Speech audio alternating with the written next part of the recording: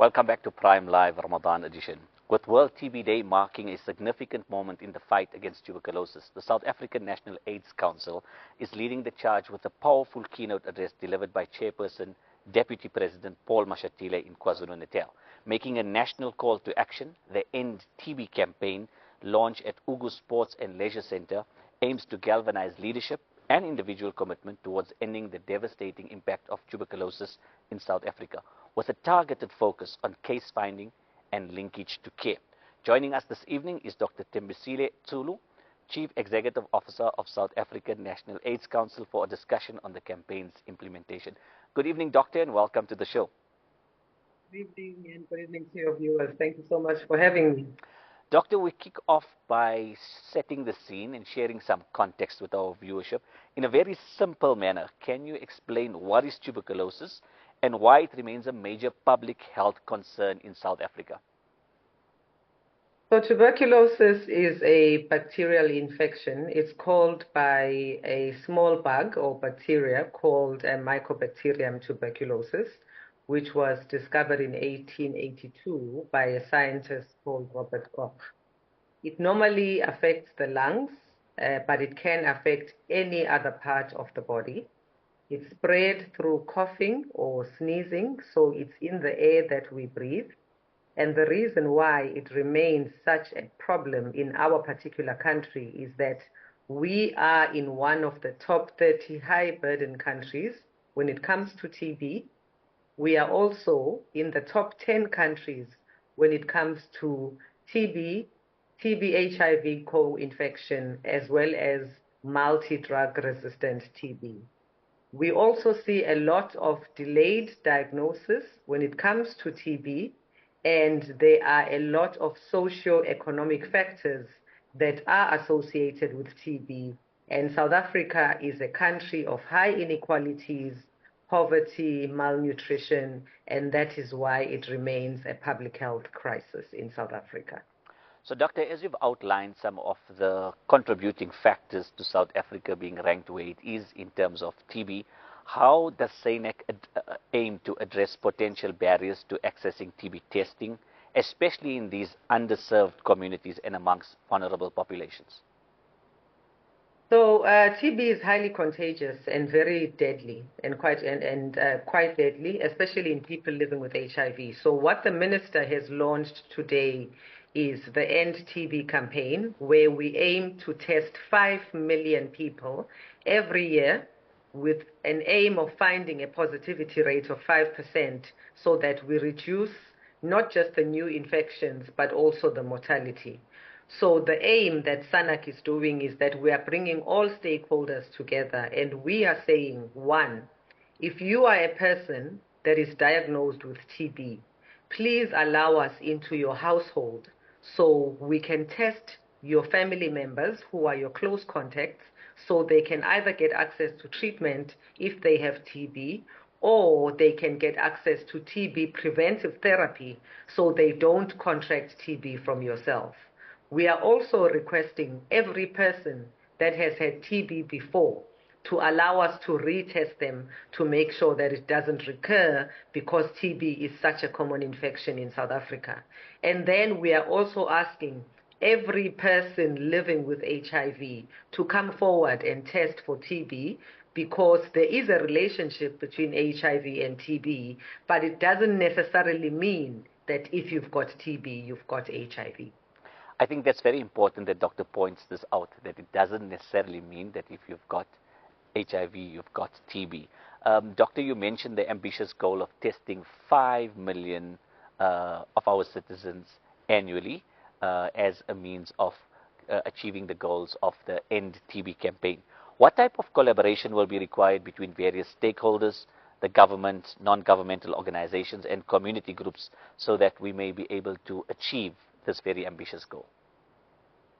So we as SANAC are the highest decision-making body when it comes to matters of HIV, TB, and STI policy in the country.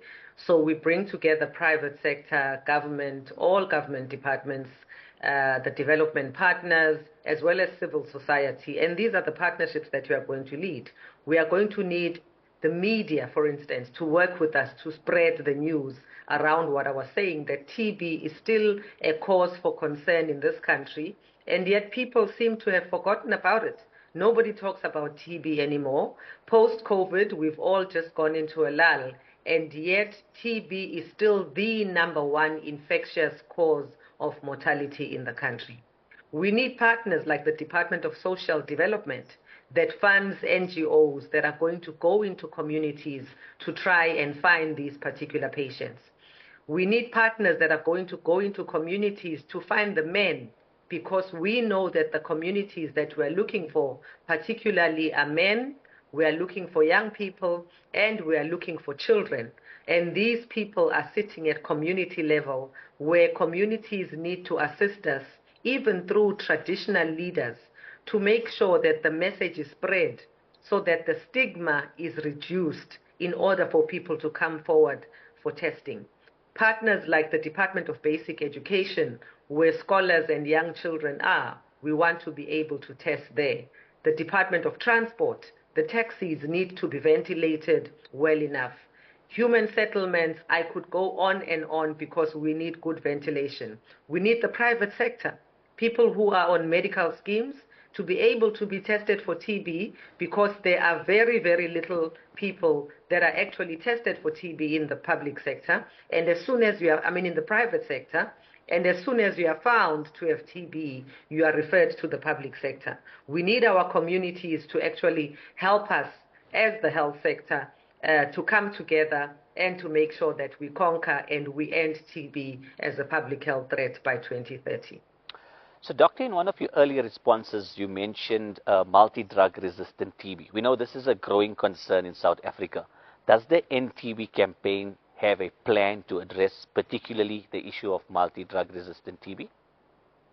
Absolutely. I think if you consider the fact that multi-drug resistant TB develops when, one, you contract TB that is drug resistant, mainly when your immune system is low, or if you start taking treatment and then you stop, and when by the time you come back, you've become resistant to the drugs that are normal.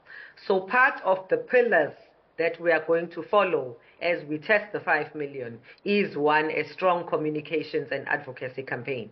We want to make sure that we find and we link the missing patients, especially the ones that have fallen off treatment, that were on treatment before, because they are most likely to develop resistance. We want to make sure that we retain patients on treatment and in care to make sure that they complete their treatment. And once they've completed their treatment, we want them to come back every 6 months for us to be able to do chest x-rays, because it's no longer sufficient for us to just ask, are you coughing? Are you coughing blood? Are you losing weight? Do you have chest pain? Because many people no longer have symptoms. You only find the TB actually when you do the actual chest x-ray or the gene expert test. So the ways that we are using is to make sure that people stay on treatment, and the government is also assisting through social development to make sure that people that have got TB get access to social grants, because malnutrition and poverty is a factor. But the key thing is to make sure that there is self-sufficiency and that people are able to be well educated, to raise awareness so that they come forward to test and to access treatment before they develop actually drug-resistant TB. So, Doctor, you've also referenced to us the different levels of engagement and collaboration that you and the team at SANAC will be championing between governmental, non-governmental, community-based organizations, etc. But if there were a call to action for the average citizen who's tuned in today and naturally on the many interviews that you'll be fielding over the coming days, what would that call to action be in us wanting to move the responsibility or share the responsibility between government and authority and the average citizen? I would actually make a call to action which is aligned to the campaign tagline. It says, yes, you and I can end TB, commit, invest, deliver. And when it says you and I, it means it's an individual accountability level where you need to wake up today, go and have your TB test, because TB is so highly prevalent and it is so deadly that if you don't test, it will be sad for somebody to die of a preventable and a curable disease. So the challenge is on each and every individual to go out and get a TB test today. Thank you, Doctor, for your time this evening, and naturally that call to action heeded by all of us to dovetail with the tagline of the End TB campaign. We wish you well this evening, beloved.